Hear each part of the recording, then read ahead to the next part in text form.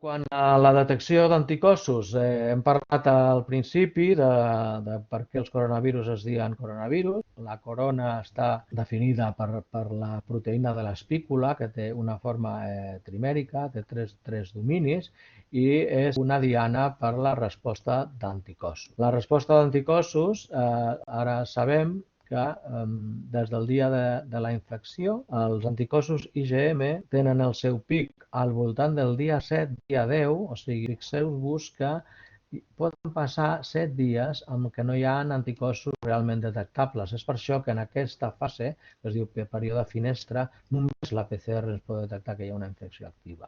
Ja més tard, cap al dia bastant tard, el dia 28, dia 35, és quan comencem a veure els anticossos IgG, que seran els que en teoria ens protegirien contra una segona infecció.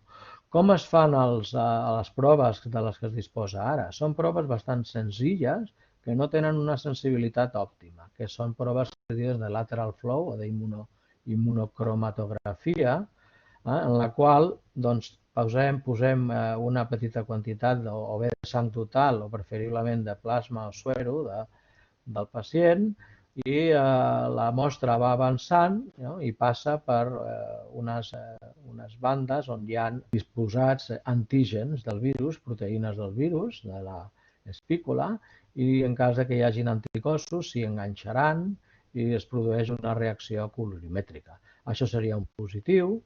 Tenim una banda control per una proteïna que sigui freqüent en suero o en plasma, i la banda test, la banda que testa pels anticossos. Això seria una prova negativa, el control surt bé, i la banda test surt negativa.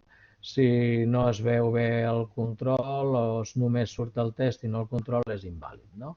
I què és el que ens donarà? No? Doncs, si un no està infectat i es fa la prova, es treu sèrum i es fa la prova, podria donar un fals positiu o podria donar un negatiu de veritat.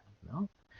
I si un està infectat o s'ha infectat abans i es fa la prova, podria donar un positiu de veritat i podria donar un fals negatiu per baixa sensibilitat. Aquestes 4 possibilitats són les que s'han de comptar quan es fan les proves a nivell poblacional.